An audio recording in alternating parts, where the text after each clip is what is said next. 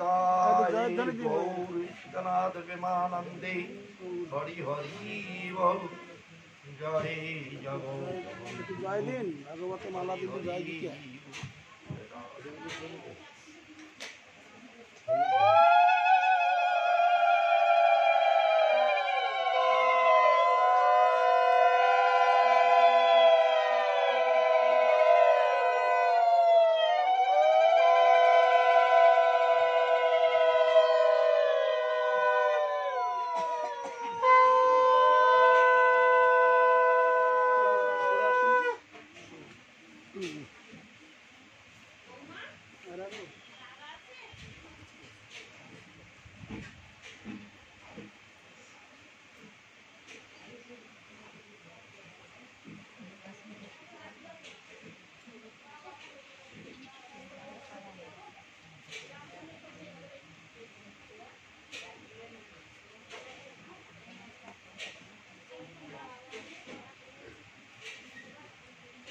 ভোগ দিতে বললাম, এটা এবার নিচে নামাও, নিয়ে যাও। আর একটু ভোগ কিছু দাও। এই দেখো ভোগটা তো দেরি করলো আগে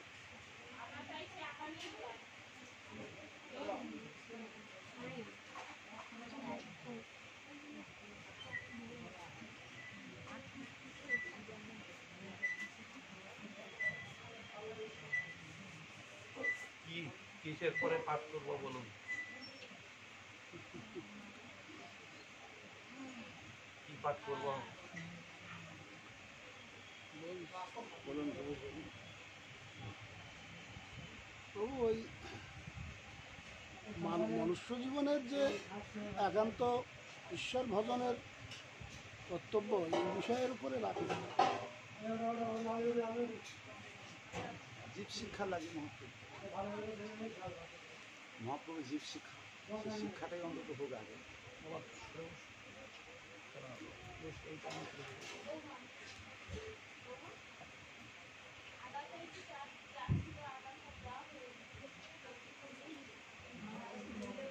রারামানন্দ স্বরূপ রারামানন্দ মহাপুর যে সাধ্য সাধন তত্ত্ব এটাই আর কি।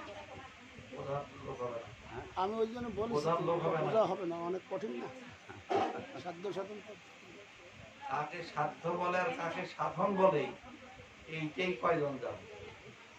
এটাই তো শিক্ষার বিষয়। একটু জল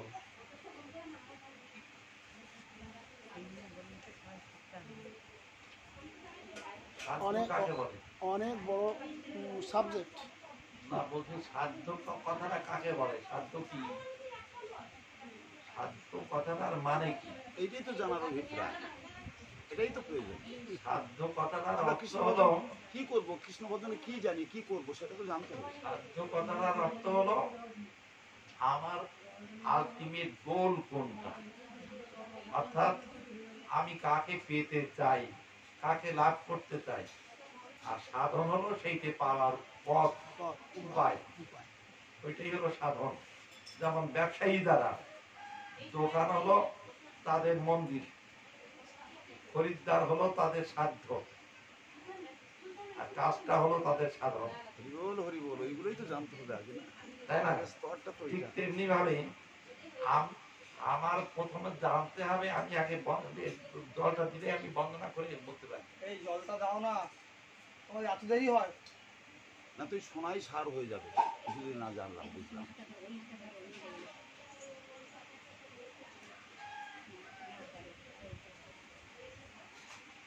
দাও দাও দাও দুটো আসতে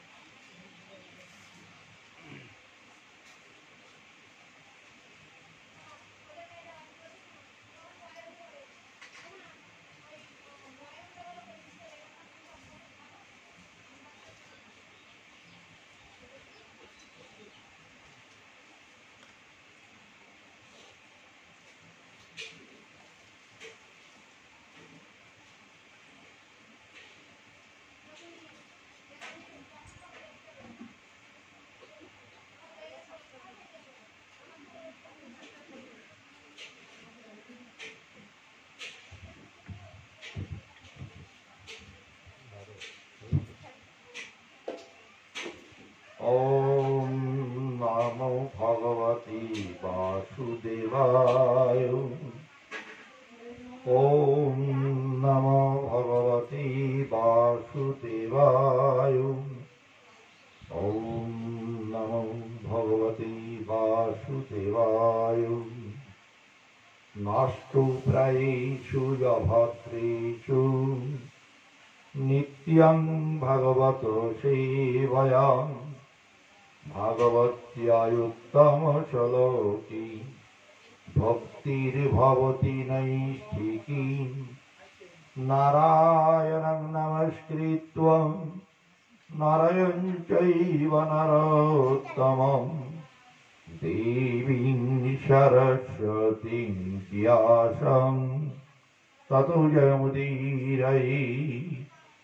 পঞ্চাকল্পতরুভ্যশ্চ কৃপা সিন্ধুভ্যৈব চ পতিতানাং পাবনেভ্যো বৈষ্ণবেভ্যো নমো নমঃ। জয় জয় সকল ভক্ত শ্রোতার করি চরণ বন্দন। শক্তি দেহ বর্ণিজেন ভগবদ কীর্তন। হরে কৃষ্ণ কৃষ্ণ কৃষ্ণ হরে হরে, হরে রাম রাম রাম হরে হরে। হরে কৃষ্ণ কৃষ্ণ কৃষ্ণ হরে হরে, হরে রাম রাম রাম হরে হরে। ওম গুরু কৃপাই কেবলম। ওম গুরু কৃপাই কেবলম। ওম গুরু কৃপাই কেবলম। শ্রী গুরু প্রেমানন্দে হরি হরি বল। নিতাই গৌর সীতানাথের প্রেমানন্দে হরি হরি বল। জয় জগৎ বন্ধু বল হরি হরি বল। জয় রাধে।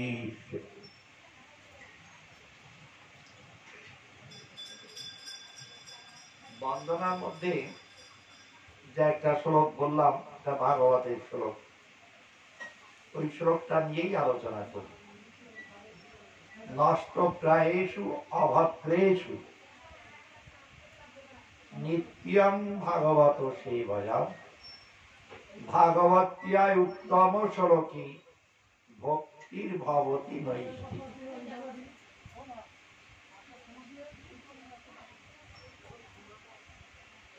এই জগতে যারা আমরা আছি,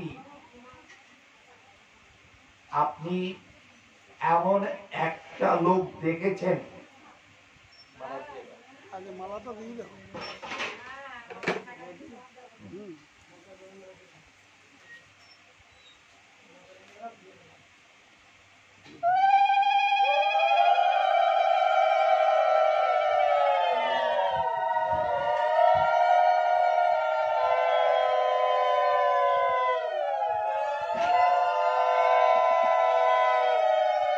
এমন একটা লোক আপনি দেখাতে পারবেন যে বলবে এই যে আমি আছি, আমার কোনো দুঃখ নেই, কষ্ট নেই, জ্বালা নেই, ছিল না, হবে না।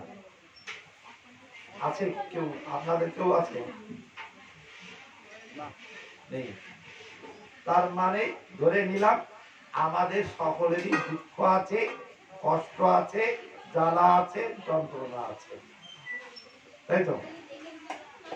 আমার আরো দুঃখ হোক, আরো কষ্ট পাই, আরো জ্বালা যন্ত্রণা হোক, এই কথাটা বলার লোক কেউ আছে?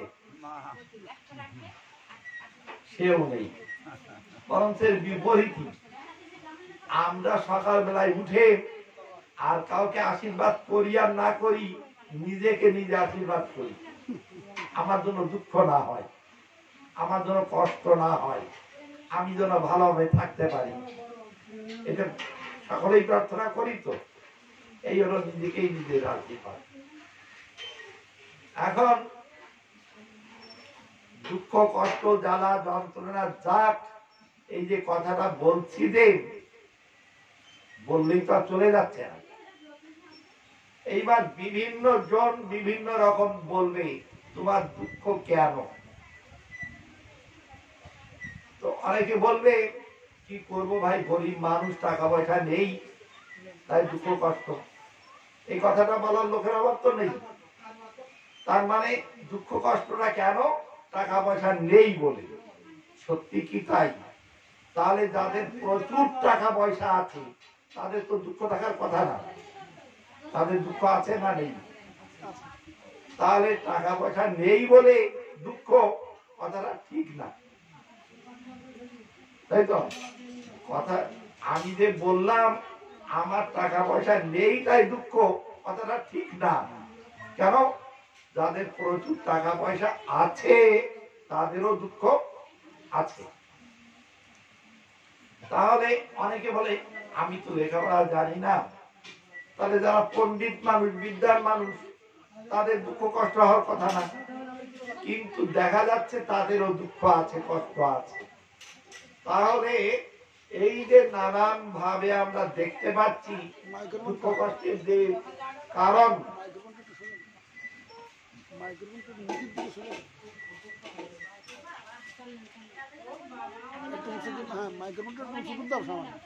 নানার এখানে এটা চন্দনটাকে লাগাতে না না ওই মাইক্রোফোনটা উঁচু উঁচু করে দাও।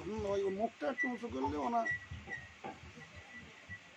চন্দনটা লাগাও, চন্দন লাগাও, নাও। এই যে কোথায় দেয়, কপালে দেয় চন্দন, আর কোথায় দেয়? নাও, এই যে। এইবার এটা অন্যকে দিতে হবে।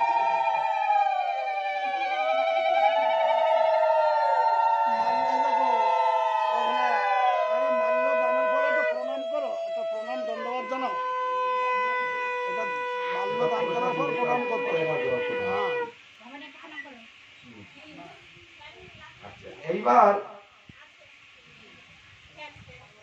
নষ্ট প্রায়শু অভদ্রেশু, অভদ্র প্রতি দুঃখ কষ্ট। যারা আমাকে দুঃখ দিচ্ছে, কষ্ট দিচ্ছে, তাদের তো ভদ্র বলতে পারি না, এই জন্যই বলা হলো অভদ্র। না এই একটা দুটো না, প্রচুর অভদ্র, অভদ্রেশু। তাহলে আমার উপায়টা কি? বললেন নিত্যং ভাগবত সেবয়া।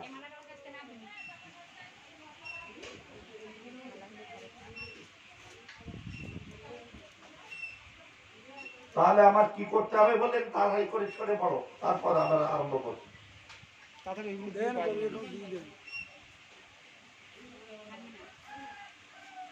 দয়া একজন মালা পড়াবা, এই একজন চন্দন, একজন মালা পড়াবো। দাও।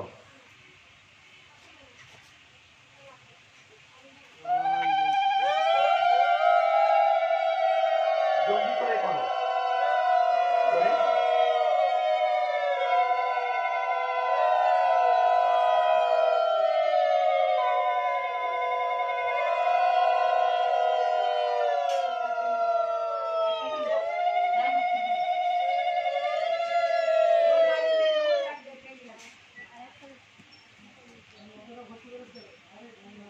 আচ্ছা, এবার চুপচাপ বসো। ওই যে যারা পিছনে আছে ওদের দিতে থাকো, আর চুপচাপ বসো।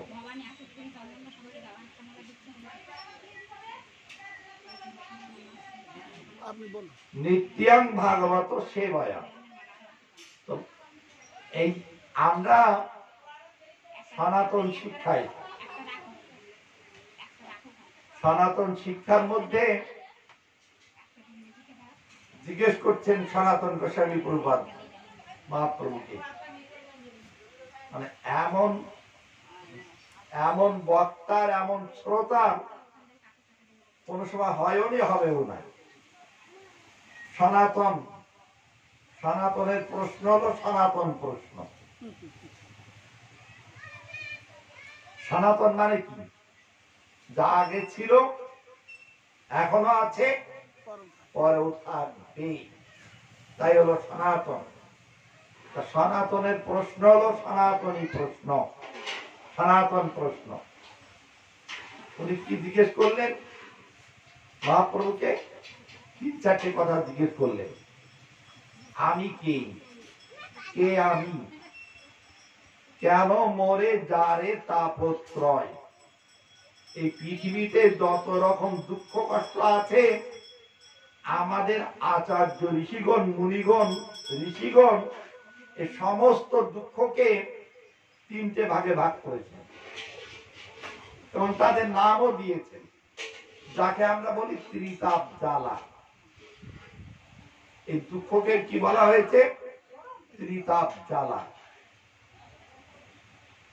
3টে তাপ, তাপ হলেই জ্বালা হবে। 3টে তাপের আবার নামও দিয়েছেন, এদের নামকরণ করেছেন। কি কি নাম দিলেন? আধ্যাত্মিক, আধি ভৌতিক আর আধি দৈবিক, এই 3 রকম নাম দিলেন। এই আধ্যাত্মিক দুঃখ আবার 2 রকমের। কি কি? আমরা যত কষ্ট পাই সব যে দেহে পাই তা না, মনেও কষ্ট পাই। প্রিয়জন মারা গেলে, সম্পত্তি হানি হলে, এগুলো তো দেহের কষ্ট না, এগুলো কার কষ্ট? মনের কষ্ট। এটা আধ্যাত্মিক দুঃখ। আর দেহের যে কষ্টগুলো, সেইগুলো হলো দৈহিক কষ্ট। তাহলে এই 2 রকম কষ্ট দেখলাম, এই 2 রকম কষ্টকে বলা হয়েছে আধ্যাত্মিক। হয় দেহের কষ্ট, না হয় মনের কষ্ট। এছাড়া আর কি কষ্ট আছে? আর কষ্ট আছে আদি ভৌতিক। রাস্তা দিয়ে যাচ্ছি, ভালো মানুষ, গোলমাল লেগে গেছে, একজন আরেকজনের দিকে বোমা ছুটছে, আমি জানি না কিছু, ওর মধ্যে আমি চলে গেছি, আমার মাথায় এসে বোমাটা লাগলো, কি গায়ে এসে লাগলো, জখম হয়ে গেলাম। যাচ্ছি রাস্তা দিয়ে, দিল কুকুরে কামড়, সাপে কামড়, একজন মারলো লাঠির বাড়ি। এই ধরনের যত কষ্ট, অর্থাৎ অন্য প্রাণী কর্তৃক যে দুঃখগুলো পাই, একে বলা হয়েছে আধি ভৌতিক। অর্থাৎ অন্য ভূতের দ্বারা, অর্থাৎ প্রাণীর দ্বারা যে কষ্টগুলো পাই, তাকে বলা হয়েছে আধি ভৌতিক। আর কি দুঃখ? আধি দৈবিক, দৈব। এতে মানুষের কোনো হাত নেই। বৃষ্টি হয় না কতদিন ধরে? আশ্বিন মাস থেকে। এই যে টিউবওয়েল আছে, জল নেই, এটা কোনো মানুষের হাত কি? আবার এত বৃষ্টি হলো, বন্যা হয়ে গেল, এও মানুষের হাত নেই। গ্রহ বিনায়ক ইত্যাদির যে কষ্ট, এতেও মানুষের হাত নেই। এইগুলো হলো দৈব। এই জন্য একে বলা হয়েছে আদি দৈবিক। এই 3 রকমের কষ্ট। সে যে ধরনের কষ্টই হোক না কেন, আমরা কেউই কষ্ট তো চাই না, কিন্তু কোনোভাবেই এই দুঃখকে তাড়াতে পারছি না। রাজনৈতিক নেতারা বক্তৃতা করবে, আপনাদের দুঃখ থাকবে না, আপনাদের রাস্তা করে দেব, কারোর বাড়ি ঘরের অভাব থাকবে না, বাড়ি করে দেব। বাড়ি না থাকলে এই জন্য দুঃখ। তাহলে যাদের বাড়ি আছে তাদের তো দুঃখ হওয়ার কথা না, তাদের দুঃখ আছে না নেই? তাহলে বাড়ি নেই বলেই যে দুঃখ, কথাটা ঠিক না। তাহলে দেখা যাচ্ছে কোনোটাই ঠিক না। তো এই জন্যে সনাতন প্রশ্ন করলেন, আমার দুঃখটা কেন? মহাপ্রভু উত্তর দিয়েছেন মাত্র একটা উত্তর। কি উত্তর? কৃষ্ণ ভুলি, অর্থাৎ তুমি ভগবান শ্রীকৃষ্ণকে ভুলে গেছো, এই জন্যই তোমার দুঃখ। এটা আমার দুঃখ কি করে হলো? কৃষ্ণকে আমি ভুললাম, তাদের দুঃখ কি করে হবে? বলছেন দুঃখ কি করে হলো? মনে করুন একটা ছেলে 8-10 বছরের ছেলে যাচ্ছে, অ্যাক্সিডেন্ট হয়ে গেছে, মাথায় চোট পেয়েছে, তার মেমারি লস, অর্থাৎ স্মৃতি শক্তি হারিয়ে ফেলেছে, তার কোথায় বাড়ি, তার নাম কি, তার বাবার নাম কি, কিছু বলতে পারছে না।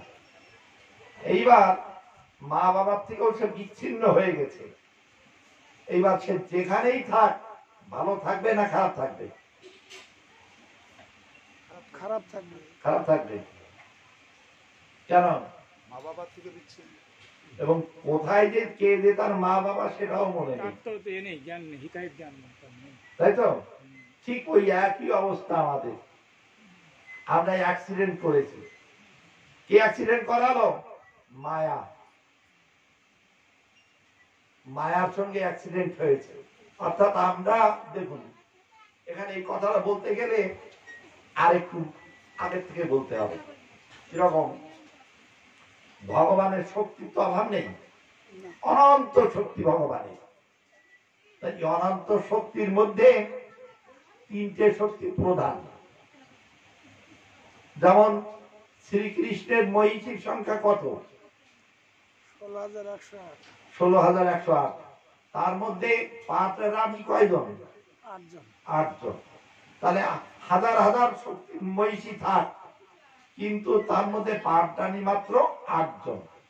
তো এইরকম কৃষ্ণের অনন্ত শক্তি থাক, তার মধ্যে পাটরানী শক্তি 3 জন। পাটরানী শক্তি 3 জন। সেই 3 জনের কি কি নাম? অন্তরঙ্গা শক্তি, বহিরঙ্গা শক্তি আর তটস্থা শক্তি। এই 3টে শক্তি। এইবার অন্তরঙ্গা শক্তি অন্তরের অঙ্গ, যে শক্তিটা অন্তরের অঙ্গ, অর্থাৎ রাধারানী তার পরিকর যারা আছেন এরা অন্তরঙ্গা শক্তি। আর বহিরঙ্গা যার কৃষ্ণের সঙ্গে কোনো সম্পর্ক, মানে ধারে কাছে যেতে পারে না, ওই দূরে থাকে, এই হলো বহিরঙ্গা শক্তি, অর্থাৎ মায়া শক্তি। যাহা কৃষ্ণ তাহা নাহি মায়ার অধিকার, অর্থাৎ মায়া দূরে আছে। আর আমরা তটে। তট কাকে বলে? জল আর স্থলের সঙ্গে মাঝামাঝি, না জলে না স্থলে, তাই তো? এটিকে তট বলে। তো তটে কতক্ষণ থাকা যাবে? আমাকে যে কোনো একদিক যেতেই তো হবে।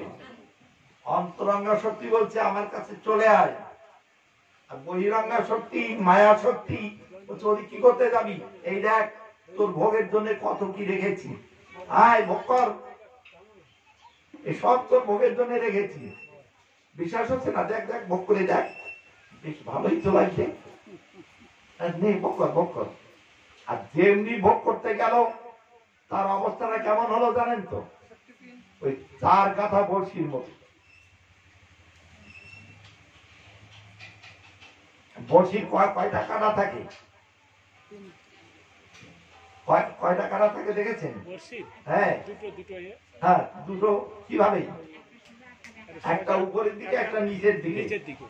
উপরে টানলে পরে নিচেরটা টেনে ধরবে, আর নিচে টানলে উপরেরটা টেনে ধরবে, ছাড়া আমার পথ নেই। ঠিক তেমনি এই ভোগ করতে যে মায়া শক্তি এমন ভাবে ধরলো আর ছাড়াতে পারি না। বোঝা গেল কথাটা? এইবার যদি আমরা অন্তরঙ্গা শক্তিতে যেতাম তাহলে আমরা এই কষ্টটা পেতাম না, আনন্দে থাকতে পারতাম। কিন্তু এই বহিরঙ্গায় যেই এই বিপত্তিটা ঘটিয়েছি। কেন? ওই 4-এর লোভে। যদি শুধু বলছি থাকতো মাছ ধরতো না, ওই 4-এর লোভে। 4টা কি?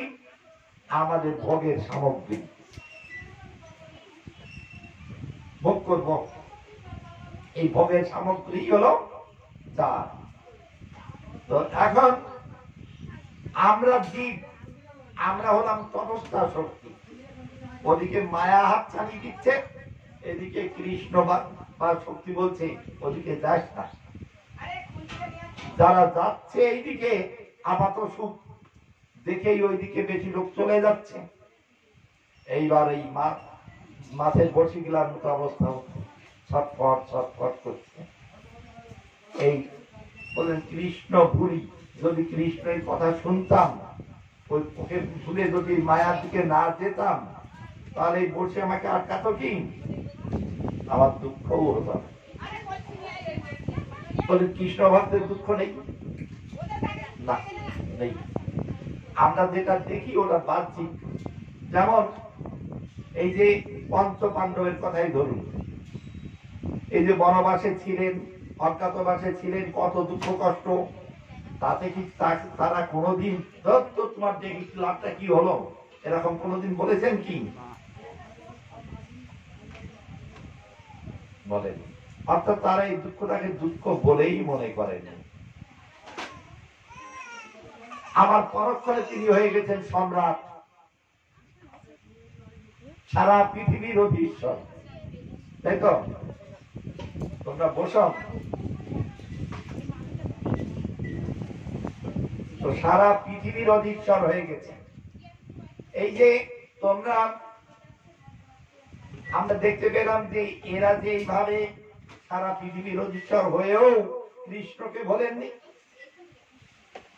আবার দুঃখ কষ্টের থেকেও কৃষ্ণকে বলেননি, সর্বদাই কৃষ্ণকে মনে রেখেছেন। কৃষ্ণ এদের সঙ্গে থাকবেন না, কাদের সঙ্গে থাকবেন বলুন তো? আর কৃষ্ণ এদের জন্য কি করেন?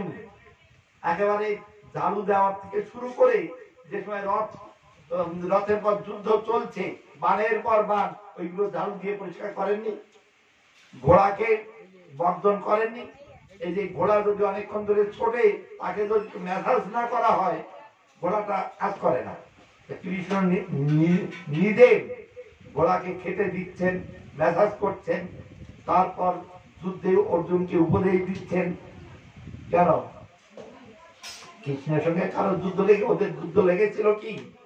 বরঞ্চ কৃষ্ণকে বাবার জন্য দুই দলই উৎসুক ছিল, তাই না? তো কৃষ্ণ কি বললেন? দেখো, এই যে পাণ্ডু পুত্রেরা আমার বুয়ার ছেলে বলে, বুয়া মানে পিসিমা, পিসির ছেলে বলে আমি এদের পক্ষে যাচ্ছি তা না, এরা ধর্মের পক্ষে আছে তাই যাচ্ছে। আরো একটা কথা মনে পড়ে গেল, কর্ণ কোন এক সময় জিজ্ঞেস করছেন বিশ্বদেবকে, আমি যার সঙ্গে যুদ্ধ করি না কেন, আমি কোনো সময় হারি না, কিন্তু এই অর্জুনের সঙ্গে যুদ্ধ করলেই আমি হারি। ব্যাপারটা কি? কারণটা কি? বিশ্বদেব বলছেন, অর্জুন আছে ধর্মের পক্ষে, অধর্ম কোন সময় ধর্মের পক্ষে জিততে পারে না। তুমি আছো দুর্যোধন সাক্ষাৎ অধর্ম, তুমি তার দিকে আছো। আর যুধিষ্ঠির হলেন সাক্ষাৎ ধর্ম, অর্জুন আছে তার পক্ষে, কৃষ্ণ স্বয়ং ধর্ম।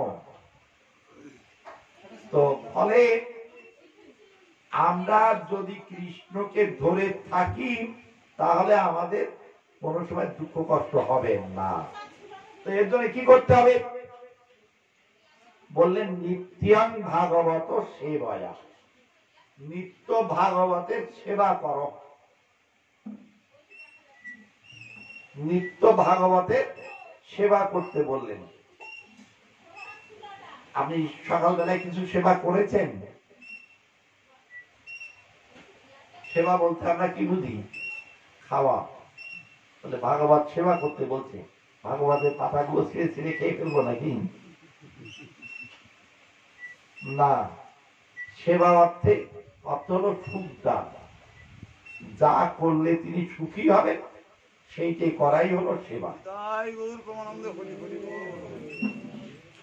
এই গ্রন্থটা হলো পাঠ করার জন্যে, নিত্য পাঠ করতে বললেন, শুনতে বললেন। শুধু শুনলেই হবে? পৃথিবীতে, সারা পৃথিবীর মধ্যে এই একটা মাত্র গ্রন্থ আছে যেটা আপনি কিছু না করলেও কেবল শুনলেই কাজ হয়। কি করে হয় এটা? কি করে হয়? বলছেন তব কথামৃতং তপ্ত জীবনং কবিবীড়িতং কল্মষাপহম শ্রবণ মঙ্গলং শ্রীমদাতং ভুবি গৃণন্তি তে ভুরিদা জনম। তব কথা অমৃতং। এই কথা অন্য ৫-১০টা কথার মতো কথা মাত্র নয়, এই কথাটা কেমন? অমৃত। এই কথা হলো অমৃত।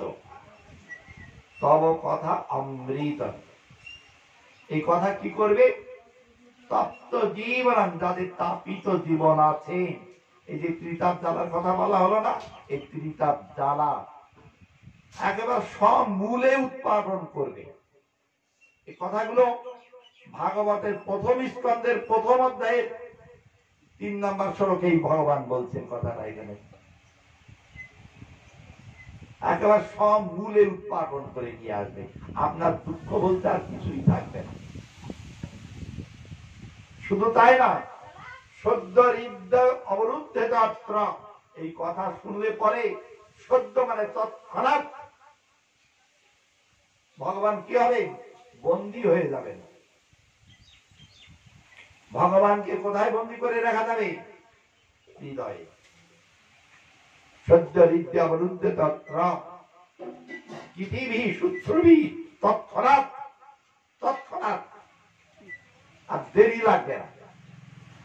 কি করে হবে?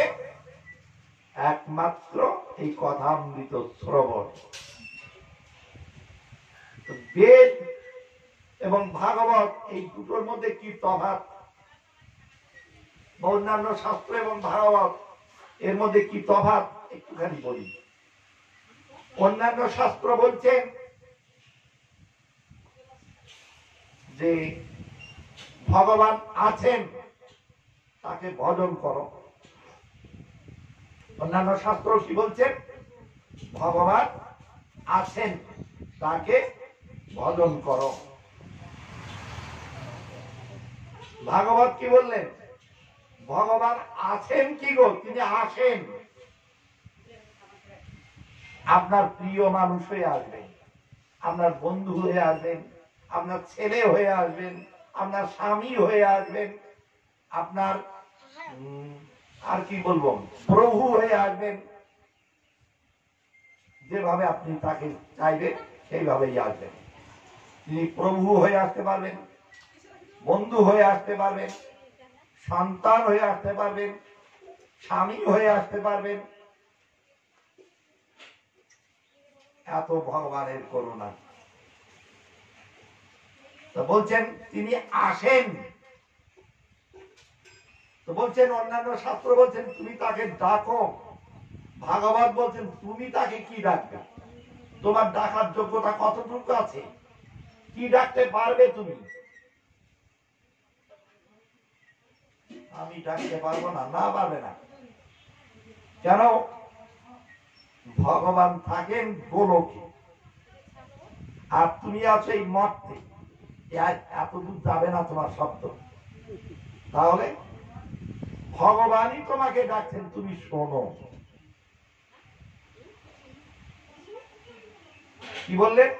ভগবানই তোমাকে ডাকছেন, তুমি শোনো। ভগবান আমাকে ডাকছেন। হ্যাঁ, ডাকছেন। কিভাবে? বাঁশি বাজিয়ে, তার মোহন মুরলী বাজিয়ে আমাকে তিনি ডাকছেন, জীবকে ডাকছেন, শোনো। ডাকেন যদি, শুনতে পাই না কেন? শুনতে কেন পাই না? এই যে এখানেই ভাগবত পাঠ হচ্ছে, তো আমি যত জোরেই বলি না কেন, আপনারা যদি একসঙ্গে চিৎকার করে ওঠেন, আমার এই পাঠ শোনা যাবে? যাবে কি? যাবে না। কেন? ওই চিৎকারের শব্দটা এত প্রবল হবে, আমার এই শব্দটাকে ঢেকে দেবে। তাই তো? ঠিক তেমনি ভাবে আমার অহংকারের শব্দ আমার অভিমানের শব্দ এত বেশি, ভগবানের জায়গা শুনতে পাই না। ভগবান, আচ্ছা এখানে যদি কোনো শব্দ হয় আমরা সবাই শুনবো তো, কিন্তু কৃষ্ণ বাঁশি বাজালেন আর গোপীরাই কেবল শুনলেন, আর কেউ শুনলেন না। কেন? তার মানে শুনবার জন্য কানটাকে প্রস্তুত করতে হয়।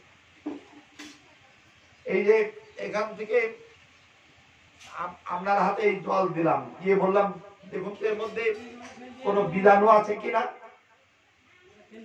আপনি দেখতে পাবেন কিছু বীজাণু নেই এর মধ্যে, তাহলে দেখতে পাচ্ছেন না কেন? তার কারণ এটা এত সূক্ষ্ম, খালি চোখে দেখা যাবে না, অনুবীক্ষণ যন্ত্র দিয়ে দেখতে হবে, তাই তো? ঠিক তেমনি ভগবানের যা কিছু সব দিব্য। একথা গীতার একাদশ শব্দে আমরা দেখতে পাই, দিব্যা মাল্যাম্বরধরং দিব্যা গন্ধানুলেপনম। ওখানে সব দিব্য কথাটা আছে। ঠিক তেমনি ভগবানের যা কিছু, কিছু ভৌত নয়, সব দিব্য। অতএব সেই দিব্য জিনিস দেখতে গেলে কি চাই? দিব্য চোখ চাই। অর্জুনকে যেটা বলেছিলেন যে তুমি তো ওই চোখে আমাকে দেখতে পাবে না, দেখতে গেলে কি লাগবে? দিব্য চোখ লাগবে। দিব্য চোখ তো তোমার নেই, তাহলে কি করে দেখবে? ঠিক আছে আমি দিয়ে দিই। এখন তো কৃষ্ণ নেই, কৃষ্ণের কাজ কে করবে? এই কৃষ্ণের কথা। এখন কৃষ্ণ না থাকলেও কৃষ্ণের কাজ করবে। কে করবে? কৃষ্ণের কথা, কৃষ্ণের নাম। তুমি ওদিকে দেখো, ভোগ হয়ে গেলে ভোগ রান্না পারস পর্যন্তই কাজ করবো, ঠিক আছে? তো এখন এই দিব্য চোখ, দিব্য কান, এইগুলো না থাকলে ভগবানের ওইগুলো তো আমরা নিতে পারবো না। মনে করুন এর মধ্যেই হয়তো ভগবান আছেন, কিন্তু আমাদের দিব্য চোখ নেই বলে এই যে ভগবান দেখতে পাচ্ছে না। যেমন একটা ঘটনা বলি, ছোট্ট ঘটনা।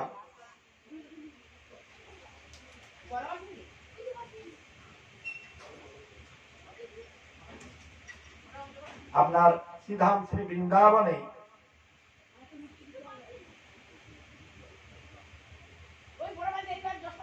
একটা সরোবর আছে, নাম হলো আপনার পুরীতে যে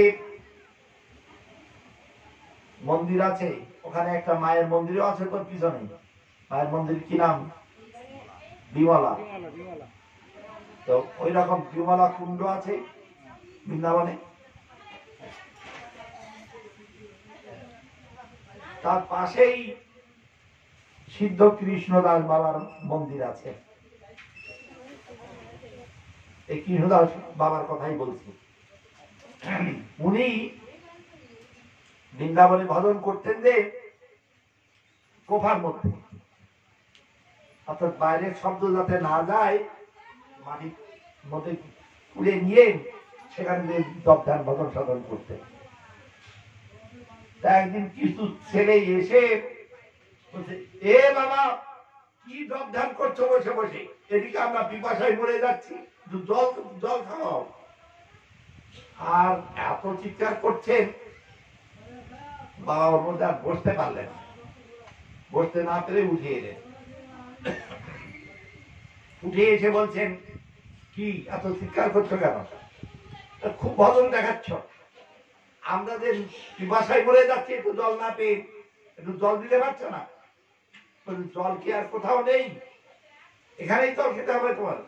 হ্যাঁ এখানেই খেতে হবে, এখানেই দাও, এই জলই দাও। তো বলছেন এই জল দিয়ে কেন আর অন্যত্র খেতে পারছো না? না পাচ্ছি না, এখানেই খাবো। বলছেন আমি দেব না, দেবে না মানে আপনার জল না খেয়ে এমনি চলে যাব, জল নিয়ে এসো, মানে একরকম যেন জবরদস্ত আর কি। তো কি আর করবেন, জল নিয়ে এলেন, সবাইকে খাওয়ালেন। তা জল যখন নিয়ে এলেন তখন শুধু জল আনলেন আর কিচ্ছুও নেই, তোমার এখানে বাতাসাও দিতে পারছো না। বলছে না, নেই, কিছু নেই।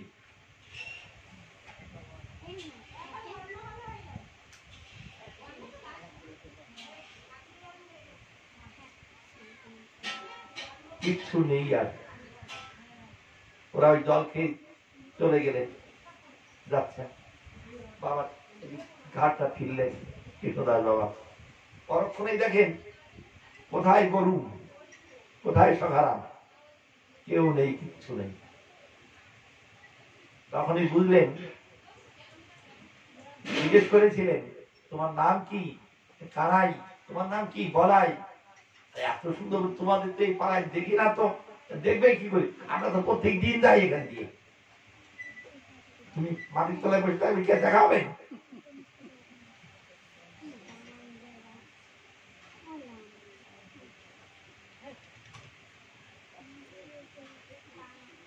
তারপর তিনি এমন চিৎকার করে উঠলেন, হা কৃষ্ণ, হা বলরাম, হা শ্রীরাম সুরাম বলে এত চিৎকার করে উঠলেন, ছাদ ফেটে গেল, মূর্ছিত হয়ে পড়লেন। তারপরে বলছেন কালকে আবার আসবো, আসেনি। কিন্তু বৃন্দাজিকে দিয়ে গোপাল মূর্তি পাঠিয়েছিলেন, সেই গোপাল মূর্তি এখনো আছে ওই বিমলা কুণ্ডে। তাই বলছেন নিত্যাং ভাগবত সেবায়া। এমনি যদি ভাগবত সেবা করতে পারেন, আসলে কি জানেন তো, আপনি যতটা ভগবানের জন্য আপনি ব্যাকুল হয়ে আছেন, ভগবান তার থেকে বেশি ব্যাকুল হয়ে আছেন আপনাকে কাছে নেওয়ার জন্য। কিন্তু ভগবান ডাকলে কি হবে? আমরা এত গোয়া যাবই না তার কাছে। তিনি কাঁদছেন আমরা যাচ্ছি না বলে। ভগবান নিজে কাঁদছেন, উচ্চ ঈশ্বরে কাঁদেন প্রভু জীবের লাগিয়া। তিনি কাঁদছেন, আয় আয়, আর কতকাল কষ্ট পাবি? যেমন আপনার ছেলেটা যদি আপনার পরে রাগ করে চলে যায়, আপনিও দুই ঘা বসিয়ে দিলেন, ঠিক আছে আমি আর বাড়ি থাকবো না, এই বলে যদি বেরিয়ে যায়, ভেতরে দিয়ে আপনি আনন্দে থাকবেন তো? কি হবে আপনার মনে? ছেলেটা কোথায় গেল, খেয়েছে কিনা, রাত্রেও বাড়ি এলো না, কোথায় আছে, কেউ মারধর করছে কিনা, এই চিন্তাগুলো আপনার মধ্যে আসবে কিনা? ঠিক তেমনি ভাবে ভগবানেরও এই মায়া যে আমাদের এত দুঃখ দেয়, কষ্ট দেয়, ভগবানও কষ্ট পান। আহারে, এত দুঃখ, এত কষ্ট, এত জ্বালা, এত যন্ত্রণা, তাই তিনি নিজেই চলে আসেন, এসে বলছেন কৃষ্ণ ভজ, কৃষ্ণ ভজন কর, ভজ কৃষ্ণ। কিন্তু আমরা তো কৃষ্ণ ভজন করতে শিখিনি, কি করে করব কৃষ্ণ ভজন? তখন সমস্ত শাস্ত্র বলছেন 64 অঙ্গ ভজন করলে, সেবা করলে তাকে পাওয়া যায়। আমরা বলিছি, আমরা কি আর এত শত করতে পারবো? পারবো না তো, পারবে না, না। ভাগবত এসে বলছেন ঠিক আছে 9 রকম করো, নববিধা ভক্তির কথা বললেন। 9 রকম ভক্তির কথা বলার পরে বলছেন এতও পারবো না, আর একটু কমানো যায় না? মহাপ্রভু এলেন, মহাপ্রভু এসে বলছেন ঠিক আছে আমি আরো কমিয়ে দিলাম। 5 রকম করো। সেই 5 রকম কি কি? সাধু সঙ্গ করো, নাম সংকীর্তন করো, ভাগবত শ্রবণ করো, মথুরায় বাস করো, আর শ্রদ্ধার সঙ্গে শ্রীমূর্তি সেবা করো। কয়টা হলো? এই 5টা করো। অবশ্য একটা হলেই বাকিগুলো হয়ে যায়। সাধু সঙ্গ করলেই বাকিগুলো হয়ে যায়।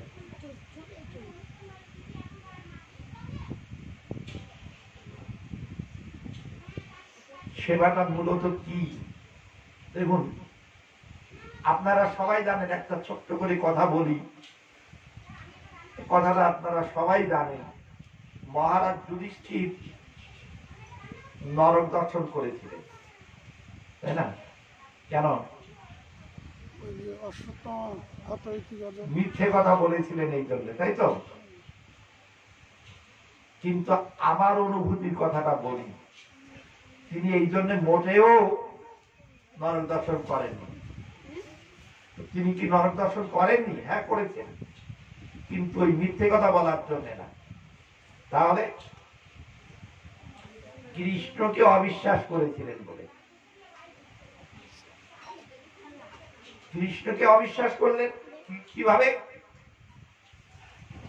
ভগবান শ্রীকৃষ্ণ বলছেন, দেখো, দ্রোণাচার্যকে মারার দরকার কেন? তিনি আছেন অধর্মের পক্ষে। দ্রোণাচার্যকে না মারলে পরে ধর্ম প্রতিষ্ঠা হবে না। ওনার জয় মানে অধর্মের জয়, অতএব ওনাকে মারতেই হবে। তো ওনার ছেলের পরে এত মোহ, ছেলে মারা গেছে শুনলেই উনি ধনুর্বাণ ত্যাগ করবে। তুমি একে বলো। আমি মিথ্যে বলবো? কৃষ্ণ বলছেন, নিজে বলছেন বলো, তবু তিনি বলছেন। এই যে কৃষ্ণকে অবজ্ঞা করলেন, এই জন্যই তার নরক দর্শন হয়েছে। যদি তিনি বলতেন কৃষ্ণের আজ্ঞা শুনে, তাহলে তার নরক দর্শন করতে হতো না। তাহলে বোঝা গেল ধর্ম হলো তাই যা কৃষ্ণকে প্রীতি দান করে, আর যা কৃষ্ণকে প্রীতি দান করে না সেটা ধর্ম হলেও অধর্ম। আর যেটা কৃষ্ণকে প্রীতি দান করে সেটা অধর্ম হলেও ধর্ম। যেমন কবিদের রাসলীলা, আমাদের সামাজিক ভাবে এটা অধর্ম তো, কিন্তু অধর্ম হলেও এটা ধর্ম। কেন? এটা ভগবানকে প্রীতি দান করেছে, তাই তো? তাই বলছেন যে কৃষ্ণকে প্রীতি দান করো। কৃষ্ণ কিসে প্রীতি লাভ করবেন? এবার খুব সংক্ষেপ করে বলছি, কেননা ভোগের টাইম হয়ে গেছে। তো ভগবান শ্রীকৃষ্ণ কিসে প্রীতি লাভ করবেন? তো বলছেন, শোনাও, গীতা দিয়েই শুরু করি। ভগবান শ্রীকৃষ্ণ নিজে বলছেন, সততম কীর্তয়ন্তম মাম, সবসময় আমার কীর্তন করো। কেমন ভাবে করবে? যতন্তশ্চ দৃঢ় ব্রতা, ব্রত নিয়ে করো। যেমন তোমরা শিব চতুর্দশী ব্রত করো। শিব চতুর্দশীর দিন যদি কেউ বলে এটি খাও, যত ভালো খাবারই হোক না কেন, তুমি খাবে? খাবে না। ওই রকম এটা আমি আজ ব্রত করেছি, আজ খাবো না, তাই তো? ওই রকম তুমি এইরকম সংকল্প নিয়ে, এরকম ব্রত নিয়ে, দৃঢ় ব্রত নিয়ে এই নামটা করো। জয় গৌসীনাথ। সততম কীর্তন তোমার যথন্ত দৃঢ় ব্রতা, আমাকে নমস্কার কর। আর যদি তুমি এইগুলো করো, আমিও কথা দিলাম তুমি আমাকে পাবে। এই গেল ভগবান শ্রীকৃষ্ণের কথা। তুলসী দাস এই নাম সম্পর্কে বলছেন, আমার ভগবান শ্রী রামচন্দ্র। রামচন্দ্র নিজেও জানেন না রাম নামের কত শক্তি, কত গুণ। জানেন না যে এটা ধ্রুব সত্য। কিরকম? ভগবান শ্রী রামচন্দ্র লঙ্কায় গেছিলেন তো, কি করে গেলেন? ব্রিজ বেঁধে, তাই তো? সেতু বন্ধ করে গেছিলেন। তো ভগবান শ্রী রামচন্দ্রের আগে আর কেউ, রামচন্দ্রের লোক কেউ গেছিলেন লঙ্কায়? কে? হনুমান দিকে গেছিলেন। তিনি কি ব্রিজ করে গেছিলেন? তাহলে জয় শ্রীরাম বলে দিলেন লাভ, আর তাতেই চলে গেলেন। রাম নিজে যেতে পারলেন না, কিন্তু হনুমানজি গেলেন। তাহলে কার শক্তি বেশি দেখা গেল? শুধু তাই না, রামচন্দ্র স্বয়ং উপস্থিত আছেন, পাথর ফেলছে, ডুবে যাচ্ছে, হচ্ছে না, কিন্তু যেমনি রাম নাম লিখে দিলেন ভাসতে আরম্ভ করলো। স্বয়ং রাম উপস্থিত ওখানে।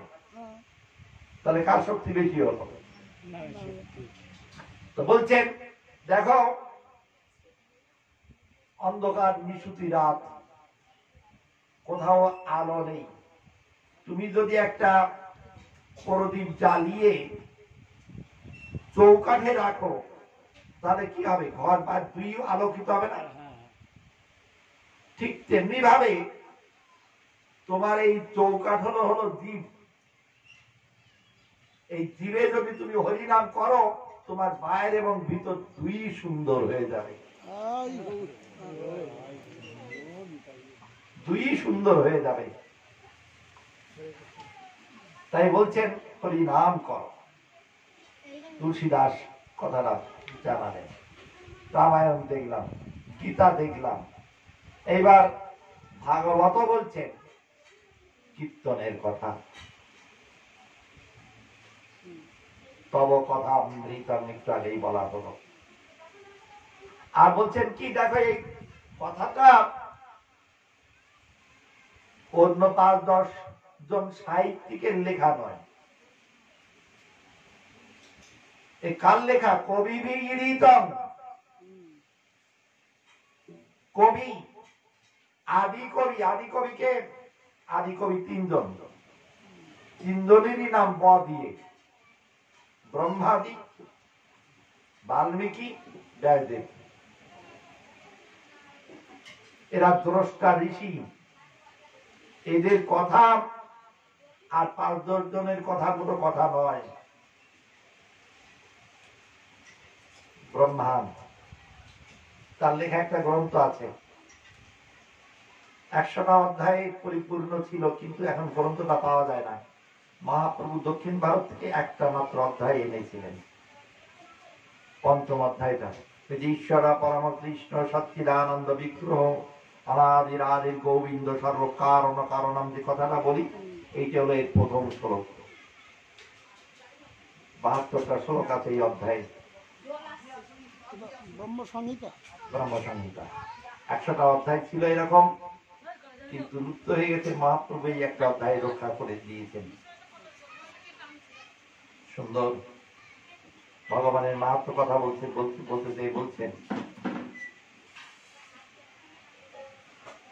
চিন্তামণি প্রকার সৎবসু কল্প বৃক্ষ লক্ষাবৃতেষু সুরভীরভিপালয়ন্তম লক্ষ্মী সহস্র শত সম্ভ্রম সেব্যমানম গোবিন্দম আদি পুরুষং তমহং ভজামি। গোবিন্দম আদি পুরুষং তমহং ভজামি। আদি পুরুষ হলেন সেই শ্রী গোবিন্দ, তাকেই ভজন করো। দেখো শত সহস্র লক্ষ্মী তাকে সেবা করে যাচ্ছে।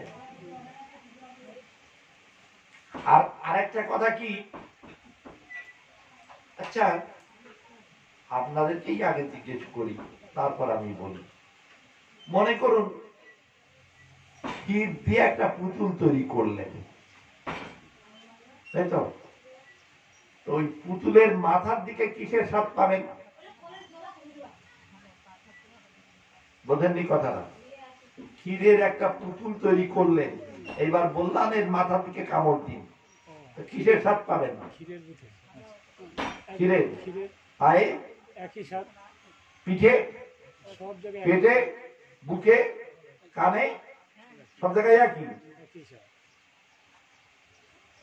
সব একরকম। হ্যাঁ, ঠিক তেমনি ভাবে আমরা আমাদের আলাদা আলাদা ইন্দ্রিয় আছে, আলাদা আলাদা কাজের জন্য। আমরা চোখ দিয়ে শুনতে পাবো, না, কান দিয়ে খেতে পারবো, পারবো না তো, কিন্তু গোবিন্দ পারে।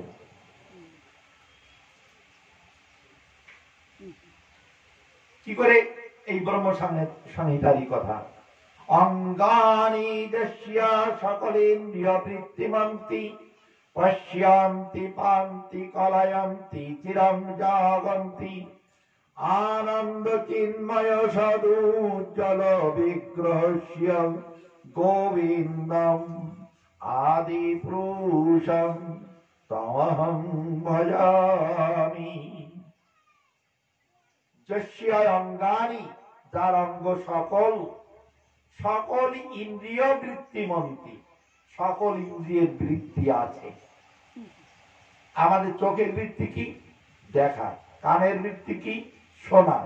কিন্তু ওনার যে কোনো ইন্দ্রিয়ের বৃত্তি যে কোনো ইন্দ্রিয়ে আছে। উনি পা দিয়েও খেতে পারেন, কান দিয়েও চলতে পারেন, চোখ দিয়েও চলতে পারেন। অতএব তার সঙ্গে অন্যের তুলনা করলে হবে না। এই জন্য তার কথা বিস্তার করা আছে ভাগবতে। এই জন্য বলছেন নিত্যং ভাগবত সেবয়া। সাধু সঙ্গ বললেন, তারপর কি বললেন? নাম সংকীর্তন। আমরা ভগবান শ্রীরামচন্দ্রের কথা বললাম, ভগবান শ্রীকৃষ্ণের কথা বললাম, শ্রীমান মহাপ্রভু বলছেন কি? হরের নাম, হরের নাম, হরের নামৈব কেবলম। অবশ্য মহাপ্রভু বললেও এটা শাস্ত্রীয় উক্তি দিয়েছেন, এটা বৃহৎ নারদীয় পুরাণ থেকে তিনি বললেন।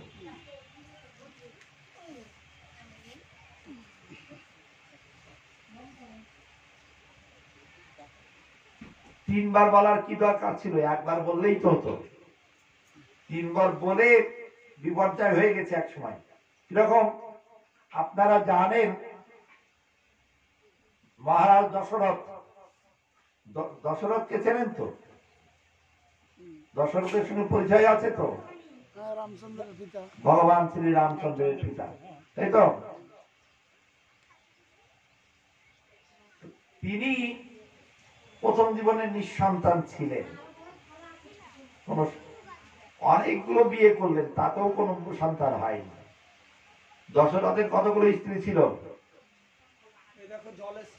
আপাতত তিনজন তো দেখি। এই তিনজনকে বলা হয় পাটরানী। তাহলে এই পাটরানী যখন আরো ছিল, স্ত্রীর সংখ্যা কত ছিল? 750। 750। হ্যাঁ, এই তিনজন ছিলেন পাটরানী।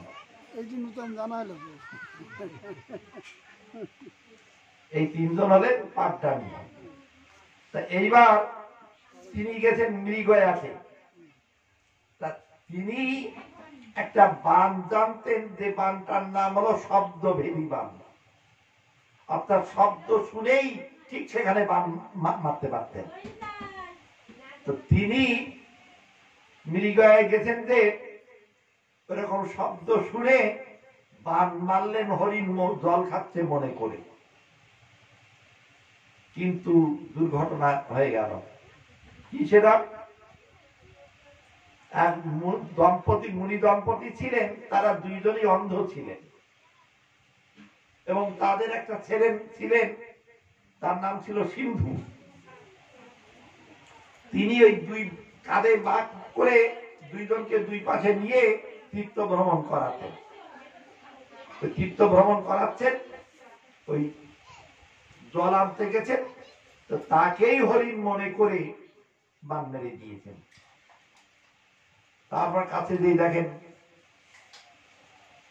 যেই মুনিকে বধ করেছেন, তখন সেই মুনি বলছেন, দেখো আমার মা বাবা তো অন্ধ, আমি যদি ফিরে না যাই জানতেও পারবে না যে আমি চলে এসেছি, মারা গেছি। এই জন্য আমার বাবাকে যে বলো আর আমাকে তাদের সামনে একটু নিয়ে যাও। দশরথ করলেন সেটা। তারপর বলছে, কিরে তুই এত দেরি করলি, আজ জল ধারে কাছে ছিল না নাকি? তো মুনি চুপচাপ দাঁড়িয়ে আছেন, কিরে কথা বলছিস না কেন? বলছে, আমি দশরথ আপনার ছেলেকে আমি বানের দ্বারা বধ করেছি। হায় হায়, আমাদের তো আর কেউ নেই, তুমি ওকে কেউ বধ করেনি, আমাদের দুইজনকেও বধ করলে। ওই পুত্রের অভাবে তো আমাদের মৃত্যু হবে। শোনো, আমি তোমাকে অভিশাপ দিলাম। কি অভিশাপ? আমি যেমন পুত্রের বিরহে মারা যাব, তুমিও তেমনি এই পুত্রের বিরহে মারা যাবে। এই যে অভিশাপটা দিলেন, তো দশরথ মনে করলেন এটা তো আমার অভিশাপ নয়, এ তো আশীর্বাদ। কেন আমি নিঃসন্তান, সন্তান পাওয়ার জন্য কি না করেছি, এতগুলো বিয়েও করেছি, অথচ সন্তান হয়নি। আজ এই মুনির কথাতেই আমার সেই সন্তান হবে। এবং তারপরে যজ্ঞ করলেন এবং একটা ফল পেলেন, এবং তাতে তার ওই ফলটাকে দিলেন কৌশল্যাকে। কইকেয়ী বলছেন, দিদি তুমি একাই খাবে ফলটা, আমাকে একটু দেবে না? ঠিক আছে, তাহলে অর্ধেকটা ভাগ করে তুই খা, আমি অর্ধেকটা খাই। তখন সুমিত্রা এসে বলছেন, দিদি তোমরা দুইজনই খাচ্ছ, আমি একদম বাদ। যদি তোমার ওই ফলের অর্ধেকটা আমাকে দাও, তাহলে আমি কথা দিলাম আমার যে ছেলে হবে, তোমার ছেলে দাস হয়ে থাকবে। তখন আবার ওই তার থেকে অর্ধেকটা কেটে ওকে দিলেন। ওই কথা শুনে কইকেয়ী বলছেন, তাহলে আমি যদি আমার থেকে অর্ধেক দেই, তাহলে তোর ছেলেও আমার দাস হয়ে থাক, আমার ছেলের দাস হয়ে থাকবে তো? হ্যাঁ থাকবে। উনি অর্ধেকটা কেটে দিলেন, ফলে সুমিত্রা দুই ভাগ হয়ে গেল, আর এদের 4 ভাগের 1 ভাগ করে হলো। এই জন্যেই কৌশল্যা এবং কইকেয়ী দুইজনের একটা করে সন্তান হলো, আর সুমিত্রার হলো 2টো সন্তান, লক্ষণ এবং শত্রুঘ্ন। লক্ষণ শ্রীরামের দাস হলেন এবং শত্রুঘ্ন ভরতের দাস হলেন। হলেও মূলত ফল তো একটাই, সেই নারায়ণই 4 জন হয়ে জন্ম নেবেন। রাম, লক্ষণ, ভরত, শত্রুঘ্ন, মূল তো সেই নারায়ণ, সেই নারায়ণই এই 4 ভাগ হলেন। তাহলে আমরা কি দেখতে পেলাম? এই যে ভগবান শ্রী রামচন্দ্র এলেন, যে দশরথকে তিনি পিতা স্বীকার করলেন। আসলে এরা ভগবান যেমন প্রত্যেক জন্মে নাম এবং রূপ বদল করে আসেন, এরা মা বাবাও তাই। ওই দশরথ এবং কৌশল্যাই নন্দ যশোদা, ওরাই আবার জগন্নাথ মিত্র সতী দেবী। কেননা এদের মা বাবার পরিবর্তন হয় না, একই থাকে। ভগবান যেমন জন্মে জন্মে আসেন, মা বাবারাও তেমনি জন্মে জন্মে আসেন। তো বলছেন, দেখো এই সাধু সঙ্গ, নাম সংকীর্তন, এইগুলো একসাথেই হয়ে যাবে। ভাগবত শ্রবণ, যেমন মনে করুন এখন আমরা সাধু সঙ্গ করছি, ভাগবত শ্রবণ হচ্ছে, সাধু সঙ্গ নাম সংকীর্তন হচ্ছে। তো মথুরায় বাস, এই আর একটা বিপদ হয়ে গেল এখন। তাহলে কি আমরা এখন সব ছেড়ে ছুড়ি দিয়ে মথুরায় চলে যাব? না, যাওয়ার দরকার নেই। দরকার নেই কেন?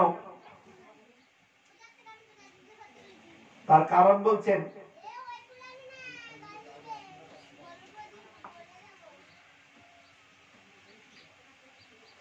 দুটো কথা আছে, আপনারা জানেন, এটাও নারদের উক্তি।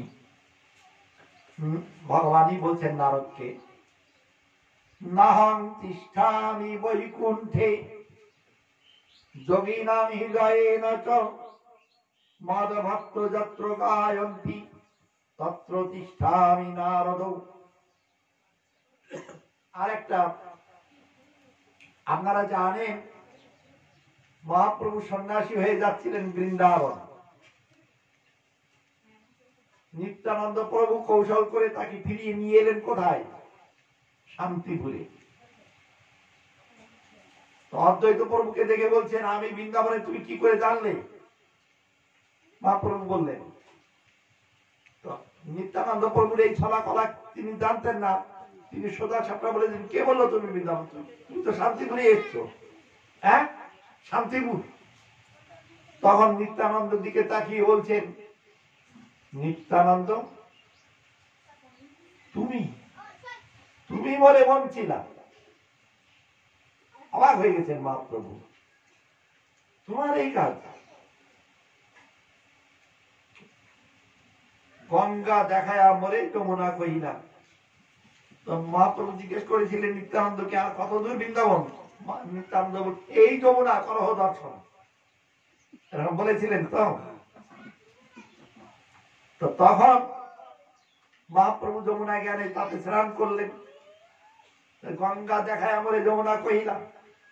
অদ্বৈত প্রভু এতক্ষণে ব্যাপারটা বুঝে গেছেন। বুঝে গেছেন যে তিনি নিত্যানন্দের পরে দোষারোপ না করে নিত্যানন্দকে সাপোর্ট করলেন। কি বললেন? মিথ্যা নহে শ্রীপাদ বচন।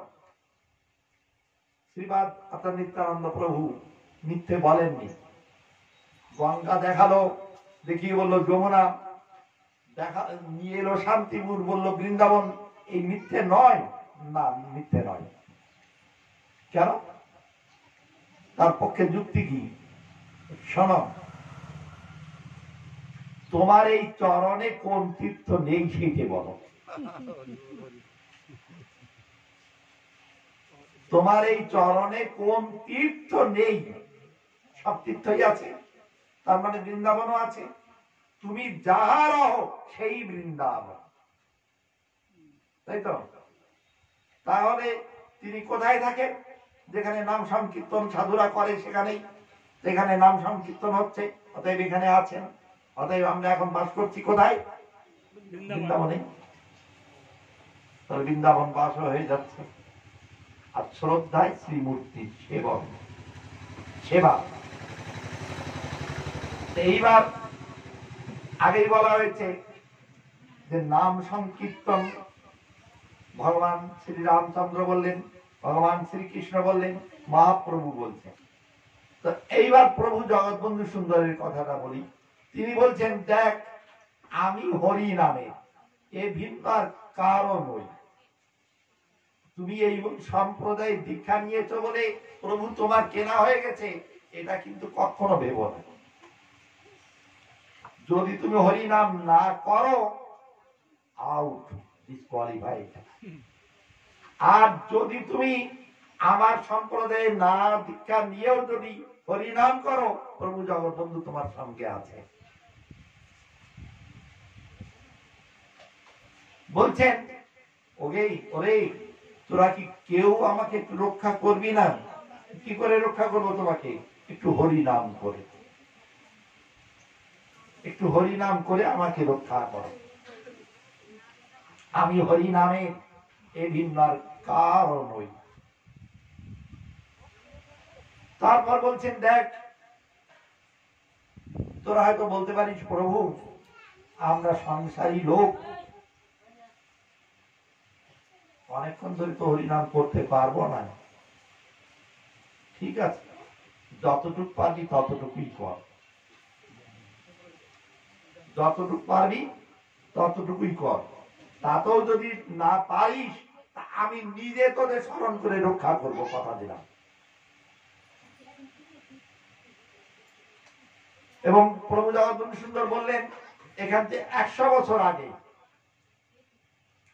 তো আরেকটা ঘটনা বলি, প্রভু জগৎবন্ধু সুন্দর তখন কলকাতায় আছেন। এখন একটা মহামারী চলছে, তো প্রত্যেক দিন হাজারে হাজারে লোক মারা যাচ্ছে সারা পৃথিবীতে। কিসের কারণে? Corona virus. করোনা। করোনা হবে না কেন? নাম করোনা, তাই করোনা। হ্যাঁ, তাই সেটাই তো। হরিবোল, হরিবোল, সেটাই ঠিক। তাই হরিবোল, হরিবোল। তো এখন প্রভু বলছেন রক্ষা হরি নাম, এবং এটা ওই প্রভু জগৎবন্ধু সুন্দর থাকা কালীনই আর একবার মহামারী হয়েছিল এরকম 100 বছর আগে। তখন মহামারীটার কি নাম ছিল? প্লেগ। প্লেগ, প্লেগ, হ্যাঁ, প্লেগ। একেবারে উজাড় হয়ে যাচ্ছিল সব। তখন ক্লাইভ ছিল গভর্নর। হ্যাঁ, লর্ড ক্লাইভ। ওকে লর্ড বলি না আমি, লর্ড একমাত্র শ্রীকৃষ্ণ। হরিবোল, হরিবোল। শ্রীকৃষ্ণ ভিন্ন লর্ডকে আবার কে আছে? সেটা ঠিক। তো এই জন্য ক্লাইভ বললাম, কি বলবো। আচ্ছা। তো যাই হোক, এই ক্লাইভ তখন গভর্নর ছিল। গভর্নর। তো এখন উনি ওই মহাত্মা শিশির কান্তি ঘোষ, তাকে জিজ্ঞেস করছেন, শিশির কান্তি ঘোষের নাম আপনারা জানলেন, এই যে এই যুগান্তর পত্রিকা ছিল না একটা, হ্যাঁ। অমৃতবাজার পত্রিকা, ওই পত্রিকার প্রতিষ্ঠাতা উনি, শিশির কান্তি ঘোষ। তরুণকান্ত ঘোষের বাবা। হ্যাঁ, তরুণ কান্তির বাবা। তা উনি তখন প্রভু জগৎবন্ধু সুন্দরের কাছে এসে বলছেন, প্রভু আমাকে তো গভর্নর এই জিজ্ঞেস করলো, তাহলে আমি কি উত্তর দেব? আমি তখন মনে করি তোমার কথা স্মরণ হলো, তো তোমার কাছে জেনে বলবো। এক কাজ কর, হরি নামে পুরো কলকাতা ছেয়ে ফেল, টহল কীর্তন কর। তখন এই টহল কীর্তন আপনার কলকাতায় রামবাগান বলে একটা জায়গা আছে। রামবাগানটা কোথায় তাও বলে দেই। গিরিশ পার্কের নাম আপনারা নিশ্চয়ই জানেন, বিডন স্ট্রিটের নাম জানেন। এই গিরিশ পার্ক এবং বিডন স্ট্রিটের মাঝামাঝি হলো রামবাগান। এবং তখন এখানে বাস করত 4000 বুড়ো বাগদি ডোমেরা। পশুর জীবন ছিল, প্রভু এদেরকে মানুষ করলেন। এরা এত হরিনামে মত্ত হলো, এদের নিয়েই সারা কলকাতা নগর সংকীর্তন করলেন। কয়েকদিন ধরে চললো তুমুল কীর্তন, তারপর তিনি একবার চিরতরে চলে গেল। প্রভু বলছেন হরিনামে ব্যাধি বিনাশন। আর একটা ছোট্ট ঘটনা বলি, আমার নিজের ঘটনা। আমাদের কৃষ্ণনগর একটা মন্দির আছে, কৃষ্ণনগর ঘূর্ণিতে।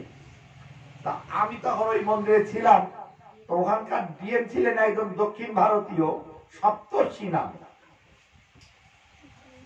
তা তখন এরকম খরা চলছে খুব। তা আমাদের একজন গুরু ভাই ওই ডিএম এর অফিসে কাজ করতেন। তো তিনি অফিসার র্যাঙ্কে ছিলেন। তো তিনি আমাদের নিয়ে গেছেন ডিএম এর সঙ্গে দেখা করার জন্য।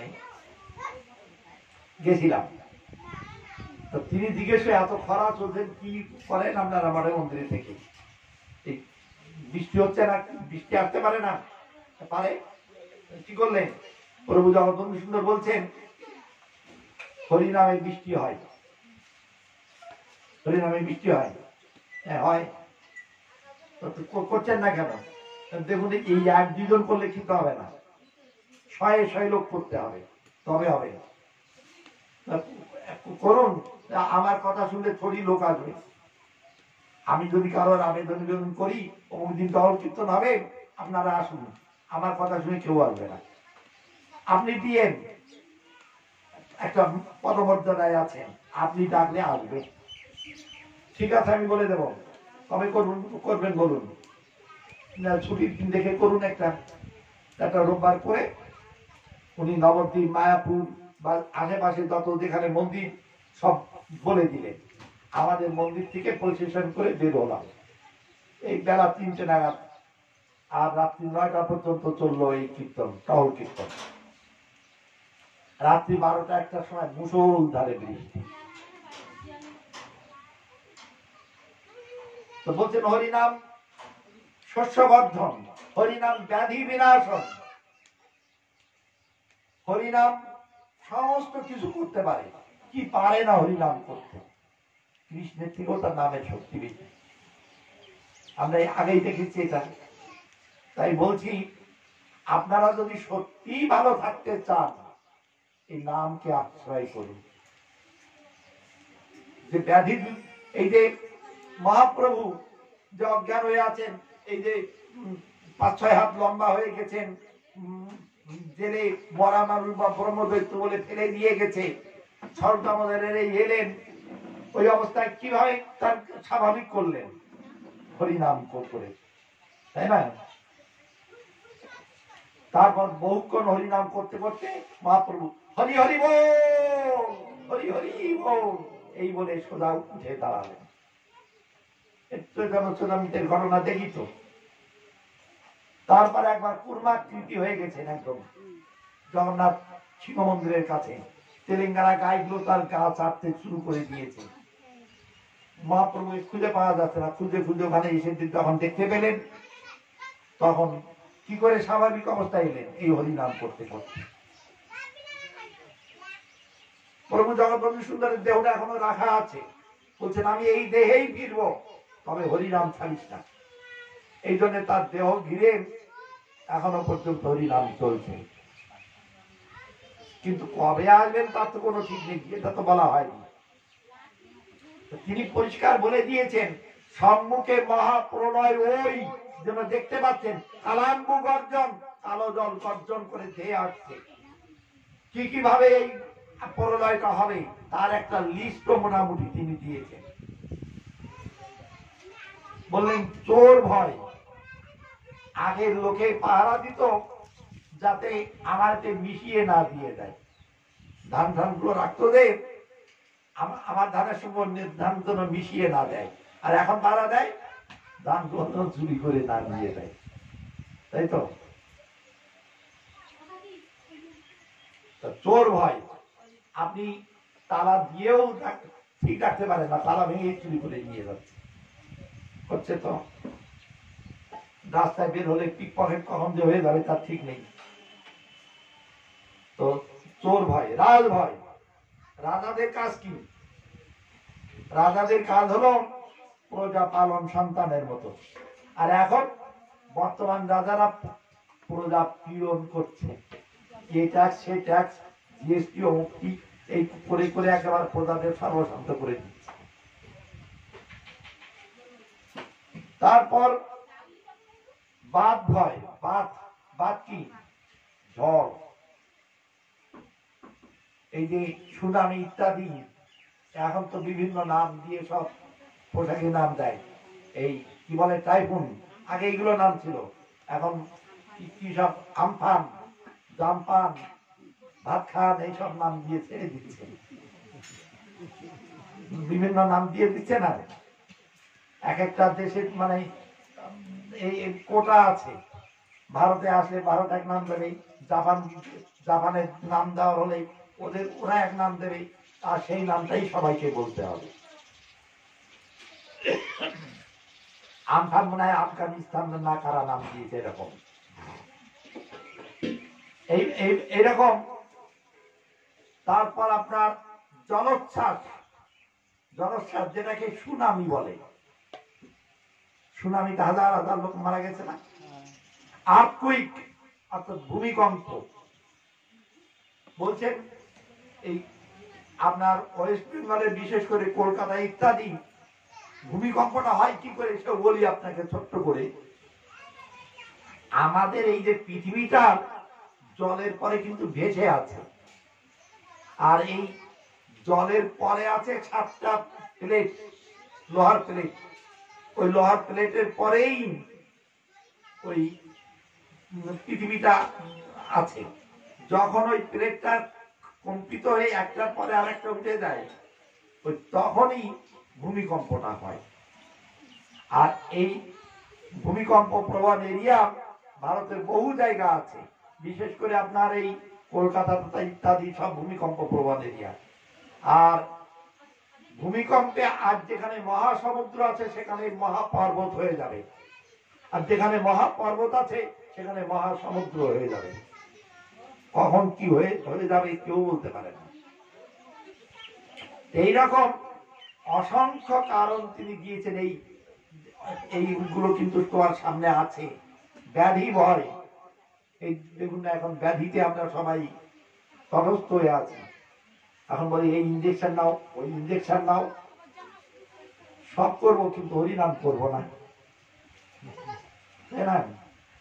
তা এই যে কথাগুলো বলা হচ্ছে, এটা প্রভু জগবন্ধু সুন্দর 100 বছর আগে বলে গেছিলেন, দেখুন।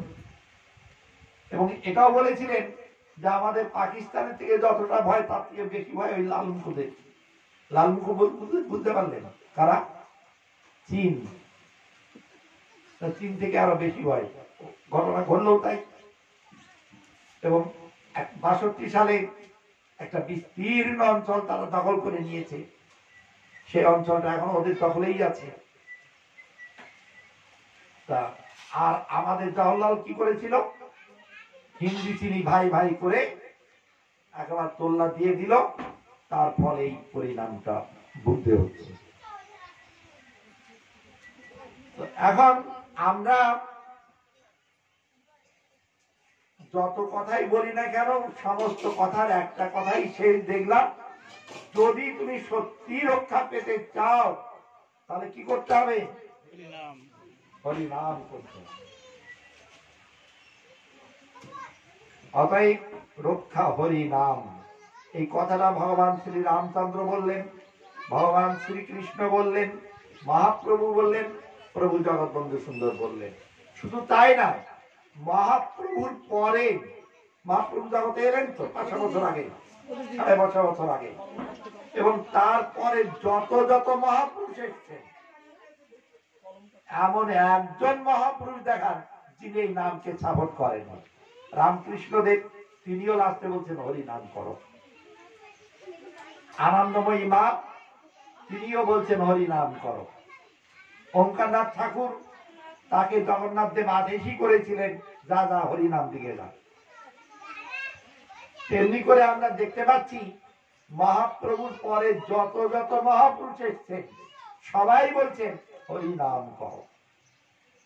এর পরেও যদি আমরা অবিশ্বাস করি তাহলে দুর্যোধনের অবস্থা হবে, পুরু ভেঙে পড়ে থাকতে হবে, শিয়াল কুকুরে টেনে নিয়ে যাবে।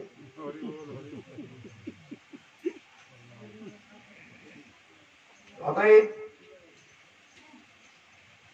যেটা প্রভু বলেছেন, সব প্রভুই, যত প্রভুর নাম বলা হলো সবাই এক বাক্যে কার কথা বললেন? হরি নাম করো। অতএব এই একটা জিনিসের পরে বিশ্বাস রেখেই আজকে কথা আমি এখানে বিশ্রাম। নিতাই গৌর শিবনাথের প্রেমানন্দে হরি হরি বল, জয় জগৎ বন্ধু বল, হরি হরি বল, জয় রাধে।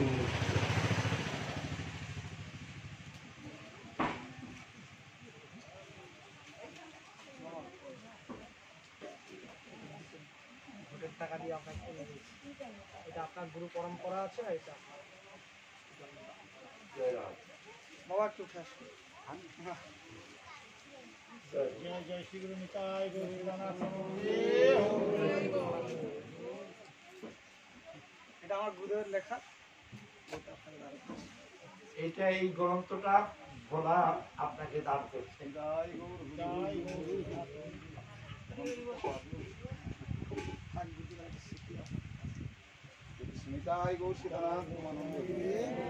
সাথে সাথে ভক্তদের কাছে আর একটা প্রার্থনা করি, এর মন আছে এই এই হরিনামটা যাতে প্রসার লাভ করে, সবাই যাতে হরিনাম করে, এই জন্য নিজের গানের টাকা খরচা করে অনুষ্ঠান ইত্যাদি করে, সবাইকে ডাকে, সারা মাস কার্তিক মাস ধরে টহল কীর্তন করেছে। তো একে সবাই একটু আশীর্বাদ করবেন যাতে এ আরো শক্তি লাভ করে এই পথে আরো এগিয়ে যেতে তাই পারে। গো সীতানাথ প্রমানন্দ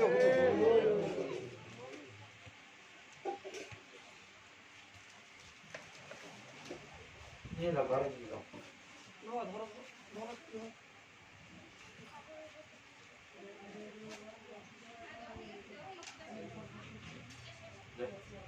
তাদের পরের কীর্তনটা করে দিন, তারপর ভোগ ভোগ আরতি করবেন।